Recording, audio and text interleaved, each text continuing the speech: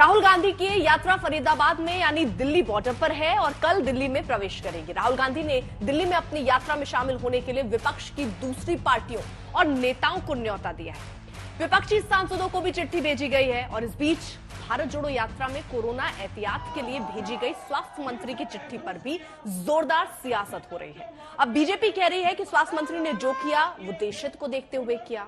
कांग्रेस कह रही है कि सरकार भारत जोड़ो यात्रा को रोकना चाहती है। आपको पहले ये रिपोर्ट दिखाते हैं और फिर हम इस बात पर चर्चा करेंगे कि अब तक कांग्रेस यही कहती रही है कि भारत जोड़ो यात्रा सियासी यात्रा नहीं है, तो क्या अब विपक्ष के नेताओं को बाकायदा न्योता भेजकर राहुल कहीं इस यात्रा को विपक्ष जोड़ो यात्रा तो नहीं बना रहे?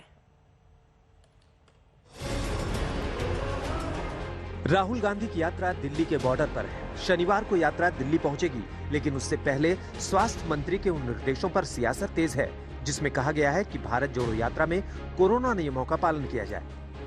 अगर कोई प्रोटोकॉल जारी करेगी तो सारे देश के लिए होगा, हम मानेंगे। चाइना की फ्लाइट तो बंद नहीं करे, प्रोटोकॉल हो। अगर क्या नाम देखो, तो पॉलिटिकली मोटिवेटेड प्रोटोकॉल तो नहीं, साइंटिफिक कोई प्रोटोकॉल होगा तो उसको मान्य करें। माननीय मुख्यमंत्री जी कोविड पॉजिटिव पाएंगे। अगर वो मुख्यमंत्री कोविड पॉजिटिव पाएंगे तो क्या राहुल गांधी जी कोविड पॉजिटिव है? क्या उनकी यात्रा के अन्य नेता भी कोविड पॉजिटिव हैं? अगर हैं तो क्या वो देश के अन्य लोगों को संक्रमित नहीं कर रहे?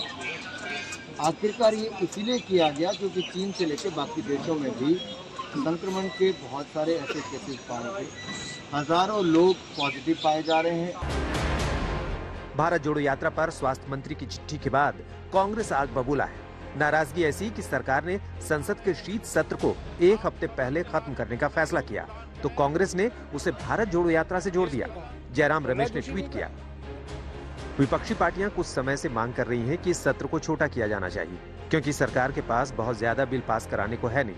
मोदी सरकार जो किसी की नहीं सुनती, अचानक इसके लिए तैयार हो गई ताकि भारत जोड़ो यात्रा को बदनाम करने के लिए कोविड-19 के इस्तेमाल को सम्मानजनक वजह मिल सके। जयराम रमेश के वार पर केंद्रीय मंत्री प्रहलाद जोशी ने पलटवार किया और पूछ लिया कि राहुल पूरे सत्र एक भी दिन संसद नहीं आए तो अब संसद की याद क्यों आ रही है? ये बहाना है भारत जोड़ो यात्रा को बदनाम करने को और डिरेल करने को। जुलाई, सितंबर और नवंबर में 4 केसेस आए ये नए ओमाइक्रॉन सब वेरिएंट BF7 का, जो चीन में महामारी की तरफ फैला हुआ है, और प्रधानमंत्री ने कुछ नहीं किया। एक सप्ताह के लिए भारत जोड़ो भी बंद करके विदेश जाने का सोच रहे हैं। जो छुट्टी लेके विदेश जाते हैं और पार्लियामेंट एक दिन भी इधर पाँव नहीं रखते हैं, वो लोग पार्लियामेंट के बारे में बात करते हैं। एक दिन भी पार्लियामेंट में नहीं आया, जयराम रमेश भी नहीं आया, ये भी नहीं आया। भारत जोड़ो यात्रा में कोरोना के हो हल्ले के बीच यात्रा के दिल्ली फेज के लिए कांग्रेस ने जोरदार तैयारी की है। विपक्ष की दूसरी पार्टियों के फ्लोर नेताओं को राहुल ने खुद चिट्ठी लिखकर यात्रा से जुड़ने के निर्देश दिए हैं। साथ ही समान सोच वाली पार्टियों के सांसदों को भी चिट्ठी लिखी गई है। कुछ वरिष्ठ नेताओं को इस बात की जिम्मेदारी दी गई है कि भारत जोड़ो यात्रा के दिल्ली पहुंचने पर विपक्षी एकजुटता का संदेश जरूर जाए।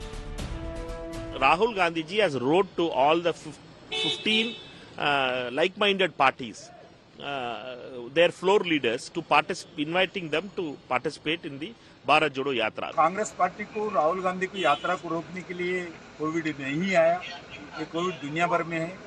मैं बताना चाहता हूँ, ये राहुल गांधी जी का यात्रा रोकने के लिए हमारा कोई मनसा नहीं है।